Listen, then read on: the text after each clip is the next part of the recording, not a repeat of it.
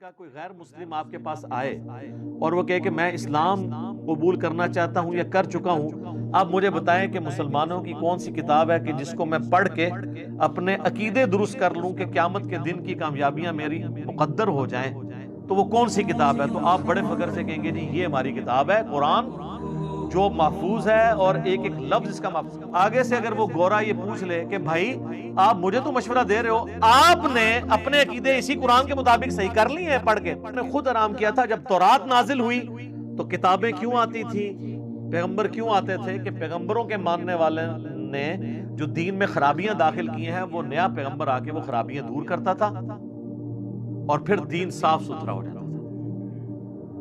اس لیے کتابیں بھی تبدیل ہوتی تھی، انبیاء کی جو تعلیمات ہیں وہ بھی ٹیمپر ہو جایا کرتی تھی، کیونکہ ٹینشن نہیں ہوتی تھی نیا پیغمبر آگے اس کو درست کر دے گا۔ لیکن ختم نبوت کا تقاضا یہ ہے کہ یہ کتاب تبدیل نہ ہو۔ یہ وجہ ہے کہ قرآن محفوظ ہے اور باقی کتابیں محفوظ نہیں ہیں۔ وہاں محفوظ ہونا نہ ہونا فرق نہیں پڑتا تھا، لیکن قرآن اگر محفوظ نہیں رہتا نا تو اب پیغمبر تو کوئی آئے گا ہی نہیں۔ لہذا رسول اللہ کے بعد جتنے لوگ ہیں وہ تو قیامت الدین کہہ سکتے ہیں کہ اللہ ہم تک تو دین ہی ٹیمپرڈ فارم میں پہنچا ہے، تو یہ گلہ آپ تو نہیں کر سکتے۔ اسی لیے پھر اللہ نے اس کی ذمہ داری خود لی، انا نحن نزلنا الذکر وانا لہ لحافظون، سورۃ الحجر آیت نمبر 9۔ بے شک اس الذکر قرآن یاد دہانی، اللہ کی یاد دلانے والی کتاب کو ہم نے نازل کیا، ہم ہی اس کی حفاظت کرنے والے ہیں۔ یہ ختم نبوت کی برکت ہے کہ قیامت تک کے لیے کتاب اللہ نے اپنے ذمہ لے لی ہے۔ تو اللہ تعالیٰ فرما رہا ہے کہ یہ تورات نازل ہونے سے پہلے تھا، تورات میں پھر اللہ نے کلیریفائی کر دیا تھا، تم یہودی ہو نا، تورات کے ماننے والے ہو نا۔ موسیٰ علیہ السلام بھی تو تورات کے ماننے والے تھے، ان پہ تورات نازل ہوئی تھی، وہ بھی حضرت یعقوب کی اولاد میں سے تھے، وہ بنی اسرائیل میں سے تھے، یہودی النسل تھے حضرت موسیٰ علیہ السلام۔ قل فأتوا بالتوراة فاتلوها ان کنتم صادقین، اے نبی ان سے فرماؤ لے کر آؤ تورات، اگر تم سچے ہو تو تورات پڑھو ذرا، اس میں کہاں لکھا ہے کہ اونٹ کا گوشت حرام ہے؟ ویسے آج کل کی تورات میں لکھا ہوا ہے کیونکہ وہ تو ٹیمپرڈ فارم میں ہے، نبی علیہ السلام کے مبارک زمانے تک یہ چیزیں انجیکٹ نہیں ہوئی تھی۔ اور جہاں تک توحید کا معاملہ ہے نا، اللہ کے فضل سے آج بھی تورات انجیل میں کوئی ایک آیت بھی ایسی نہیں ہے جو توحید کے منافی ہو۔ پریکٹیکلی وہ سب کے سب لوگ توحید کے خلاف چل رہے ہیں، لیکن کتابیں ان کے ساتھ ہیں۔ جس طرح پریکٹیکلی قرآن میں ایاک نعبد و ایاک نستعین لکھا ہے، اس کے باوجود پریکٹیکلی بابوں کو پکارا جا رہا ہے۔ کتابیں نہیں اس کو مانتی کہ آپ نے بابوں کو پکارنا ہے، کتابیں یہی کہتی ہیں کہ اللہ کو پکارنا ہے، بلکہ بابوں کو پکارنے والے بھی نماز میں اللہ ہی کو پکارتے ہیں۔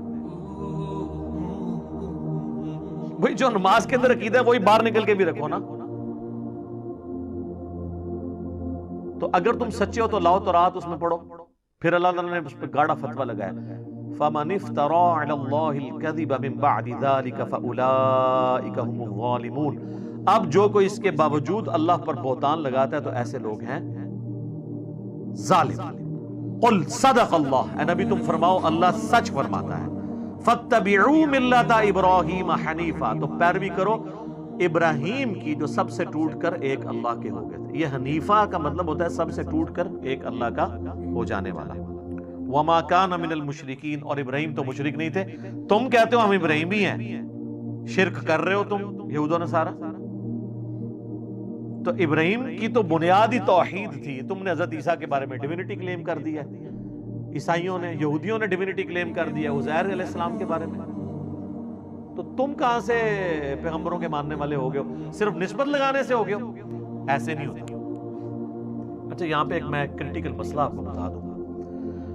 قرآن کی آیت واضح ثبوت ہے کہ آپ پرانی الہامی کتابوں سے بھی استفادہ کر سکتے ہیں، بشرطے کہ آپ کو یہود و نصارہ کو سمجھانے کی ضرورت پڑے۔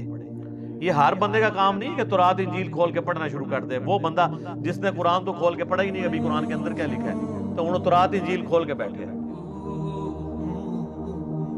ایسے بندے کو تو الٹا لٹکانا چاہیے۔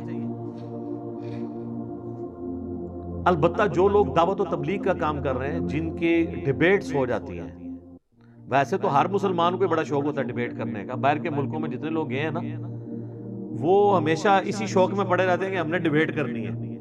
وہ بھائی قرآن پڑھو، اپنے عقیدے پہلے ٹھیک کرو، ڈیبیٹ تسی کرنی ہے، تہاڈی کمپیٹنسی نہیں ہے۔ بعض لوگ ایک حدیث کا سہارا لیتے ہیں جو سنن دارمی میں ہے کہ حضرت عمر کے ہاتھ میں نبی الاسلام نے ایک دفعہ تورات کے چند صفحے دیکھے تو آپ اتنا غصے میں آئے کہ آپ کا چہرہ مبارک سرخ ہو گیا، اور آپ نے فرمایا کہ قرآن کے بعد بھی، اور پھر فرمایا اگر آج موسیٰ بھی زندہ ہوتے تو میری پیروی کرتے۔ یہ حدیث اصول محدثین پہ ضعیف ہے۔ یہ مشکات المصابیح میں شروع میں موجود ہے، پہلی جلد میں، کتاب الاعتصام بالکتاب والسنہ چیپٹر میں اس پہ تحکیم لگی ہے، اور ویسے ہی قرآن کے خلاف ہے۔ قرآن تو ایسی بات نہیں کر رہا کہ تورات سے حوالہ دینا یہ کوئی گناہ کا کام ہے، تو نبی الاسلام کیسے اس پہ غصہ کھا سکتے تھے؟ نبی الاسلام تو خود اللہ تعالیٰ ان کو حکم دے رہا ہے، یہ دیکھیں نا، قل فأتوا بالتوراۃ فاتلوها، اے نبی ان سے کو تورات لے کے آؤ، پڑھو، بتاؤ کہاں لکھا ہے۔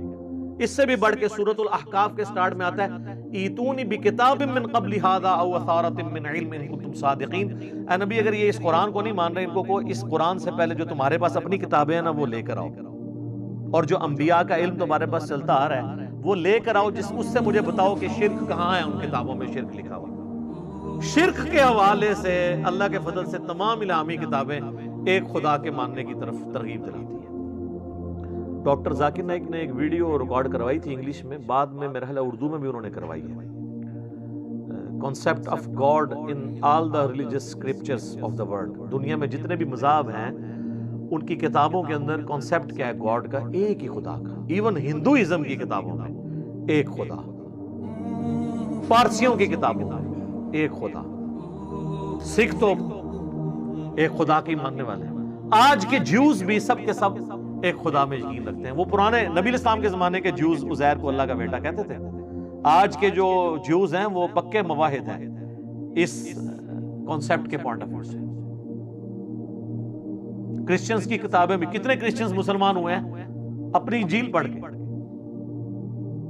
کہ اس میں جو خدا کا کانسیپٹ لکھا ہوا ہے ایک خدا کا، یہ معاملے پریکٹیکلی تو ایگزسٹ ہی نہیں کرتا، صرف مسلمان جو ہے وہ اس کانسیپٹ کو لے کے چل رہے ہیں۔ اور یہ بھی اللہ کا مسلمانوں پہ بڑا کرم ہے کہ ایز فار ایز توحید فی الذات از کنسرنڈ، تاحال امت مسلمہ شرک سے محفوظ ہے۔ صفات میں ضرور شرکیہ عقائد ہے، لیکن خدا کی ذات کے حوالے سے کسی نے شرک نہیں کیا۔ نبی علیہ السلام کو کبھی کسی نے اللہ کا بیٹا قرار نہیں دیا۔ ہر کوئی نماز میں پڑھتا ہے محمدن عبدہ ورسولہ۔ آپ کسی گزرے مسلمان جو قبر کے آگے بھی جا کے جھک رہے ہیں نا، اس سے بھی آپ جا کے ڈسکشن کریں نا کہ یہ خدا ہے یا خدا کا بیٹا، وہ کہے گا جی توبہ، اللہ کا بندہ ہے۔ اس لیول پہ مسلمان نہیں کبھی اترے۔ ہاں باقی وہ جو کچھ خرافات کر رہے ہیں وہ الگ بات ہے، لیکن توحید فی الذات جو ہے نا، اس حوالے سے اللہ تعالیٰ کا خاص اس امت پہ کرم ہے، اور اس امت کا خمیر توحید سے اٹھا ہے۔ ان لوگوں کے اندر اس طرح کی خرابیاں آ گئی تو اللہ تعالیٰ فرمایا کہ ابراہیم کی پیروی کرو، وما کان من المشرکین، ابراہیم مشرک نہیں تھے۔ تو یہ میں نے اس لیے یعنی ڈسکشن کی کہ بعض لوگ تورات انجیل کو پڑھنے کو، اس کے حوالوں کو برا سمجھتے ہیں، اور ایسے اسکالرز کے اوپر کرٹیسزم کرتے ہیں کہ یہ تورات سے حوالے دے رہے ہیں یہودیوں کو۔ سر یہودیوں کو تورات سے ہی حوالہ دیں گے تو مانیں گے نا، قرآن کو تو وہ مانتے نہیں ہیں۔ تو جس کی جو کتاب ہوگی اس سے اس کی کتاب سے ہی حوالہ دیا جائے گا نا۔ اور پھر مسلمان کہتے ہیں یار دیکھو ہر چیز تورات میں لکھی ہوئی ہے، نبی علیہ السلام کی پروفیسیز بھی موجود ہیں، پھر بھی یہ کتنے ڈیٹ ہیں ایمان نہیں لا رہے۔ تو سر میرا سوال ہے آپ سے، آپ اپنی کتابوں پہ ایمان لے آئے ہیں؟ آپ نے اس طریقے پہ نماز شروع کر دی ہے جو بخاری اور مسلم میں لکھا ہوا ہے؟ آپ کے عقیدے قرآن کے مطابق ہیں؟ منہ اڑ کے بہ جائیں تو تواڈے یہودی وچ کیا فرق ہے؟ کرتوت ایک جن دوئیں دے۔ ہمارے حیدر نقوی بھائی ہیں، ایک بڑے ڈیسنٹ شیعہ عالم ہیں، انہوں نے بڑی پیاری بات کی۔ انہوں نے کہا کوئی غیر مسلم آپ کے پاس آئے اور وہ کہے کہ میں اسلام قبول کرنا چاہتا ہوں یا کر چکا ہوں، آپ مجھے بتائیں کہ مسلمانوں کی کون سی کتاب ہے کہ جس کو میں پڑھ کے اپنے عقیدے درست کر لوں کہ قیامت کے دن کی کامیابیاں میری مقدر ہو جائیں، تو وہ کون سی کتاب ہے؟ تو آپ بڑے فخر سے کہیں گے جی یہ ہماری کتاب ہے قرآن، جو محفوظ ہے اور ایک ایک لفظ اس کا محفوظ ہے۔ ایت جملہ ہر مسلمان نے رٹے ہے، یہ جی تبدیل نہیں ہوئی، کہ زبر زیریں بھی نہیں تبدیل ہوئی۔ آگے سے اگر وہ گورا یہ پوچھ لے کہ بھائی